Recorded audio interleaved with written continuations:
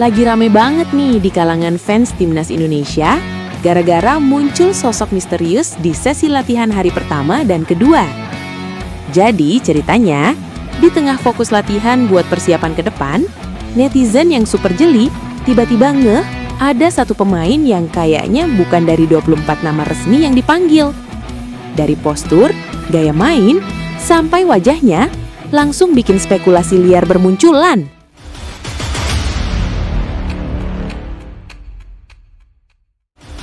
Dan seperti biasa, internet langsung bekerja cepat. Nama yang paling sering disebut, yap, Luke Vickery. Banyak yang bilang, ini mah mirip banget sama Luke Vickery gak sih? Apalagi sebelumnya memang udah ada rumor kalau PSSI lagi nge-push beberapa pemain diaspora buat dinaturalisasi. Jadi makin cocok aja sama narasi yang lagi beredar. Tapi, kita harus tetap realistis ya. Sampai sekarang, belum ada konfirmasi resmi dari pihak PSSI soal siapa sebenarnya pemain itu. Bisa aja, pemain trial lagi dicoba diam-diam, sparring partner buat bantu latihan, atau bahkan cuma mirip doang. Ini sering banget kejadian. Soalnya kalau beneran Luke Vickery udah gabung latihan, biasanya hype-nya bakal lebih terkontrol. Dan ada bocoran yang lebih valid dari media atau official. Tapi ya, namanya fans Garuda, imajinasi plus harapan tuh selalu jalan bareng. Apalagi kalau ngomongin pemain keturunan, pasti langsung bikin penasaran. Ini bakal jadi amunisi baru gak ya? Yang jelas, momen ini nunjukin satu hal. Antusiasme fans timnas Indonesia lagi tinggi banget. Bahkan detail kecil di latihan aja bisa jadi bahan obrolan satu Indonesia. Jadi kesimpulannya, belum ada bukti kuat kalau itu bener Luke Vickery. Masih sebatas spekulasi netizen, tapi tetap menarik buat ditunggu kelanjutannya. Siapa tahu kan, tiba-tiba next update malah diumumin resmi, dan kita semua langsung, lah beneran dong! Menurut lo sendiri gimana? Mirip Luke Vickery gak? Atau cuma feels like aja?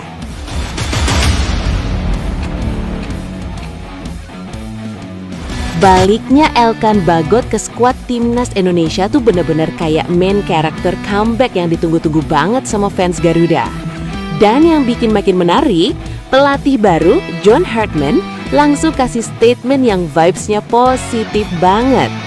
Bukan cuma sekedar welcome balik, tapi bener-bener ngeliat Elkan sebagai investasi jangka panjang buat masa depan tim. Bayangin aja, dari awal Hartman udah notice kualitas Elkan. Dia bukan tipe pemain yang cuma numpang lewat, tapi punya aura beda. Main di level EFL Championship itu bukan hal kecil bro. Itu liga keras, fisik, cepet, dan penuh pressure. Jadi kalau Elkan bisa survive bahkan berkembang di sana, ya jelas dia punya level di atas rata-rata. Di sesi latihan juga kelihatan banget kalau Elkan datang bukan buat santai-santai. Intensitas latihannya tinggi, fokus, dan kelihatan punya mindset profesional. Istilahnya, dia bawa standar luar negeri ke dalam skuad Garuda. Nah, ini yang lagi dibutuhin banget sama timnas. Bukan cuma skill, tapi juga attitude dan mentalitas. Yang bikin makin menarik, Hartman juga nge-highlight satu hal penting. Umur. Elkan masih muda banget, tapi udah punya pengalaman main di level kompetitif Eropa. Kombinasi ini tuh rare. Ibaratnya, dia bukan cuma pemain untuk sekarang, tapi juga fondasi buat masa depan timnas. Dan ya, kode kerasnya udah kelihatan. Elkan kemungkinan besar bakal dapat menit bermain di 2 laga FIFA Series bulan ini. Ini momen pembuktian sih, apakah dia bisa langsung nyetel atau bahkan jadi tembok pokok di lini belakang Garuda. Fans juga pasti udah nggak sabar nunggu aksi dia. Soalnya kalau Elkan lagi on fire, defense timnas bisa naik level banget. Duel udara kuat, positioning oke, dan punya keberanian buat build up dari belakang. Paket lengkap. Intinya, comeback Elkan ini bukan sekedar nambah pemain, tapi kayak nambah senjata baru buat timnas Indonesia. Dan kalau dia bisa konsisten plus adaptasi cepat, bukan gak mungkin dia bakal jadi salah satu pilar utama Garuda di masa depan. Sekarang tinggal satu pertanyaan, apakah Elkan bakal langsung gaspol di FIFA Series nanti?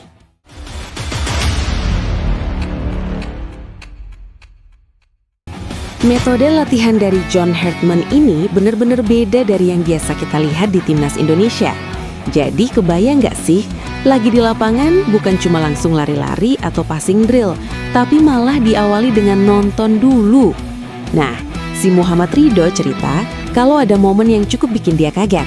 Di salah satu sesi latihan, Hartman literally bawa perangkat kayak televisi ke pinggir lapangan. Terus sebelum latihan dimulai, para pemain dikumpulin buat nonton tayangan taktik yang bakal mereka jalanin. Ada satu sesi yang pertama kali saya rasakan, yaitu dia membawa televisi ke lapangan dan memperlihatkan ke pemain sebelum memulai latihan.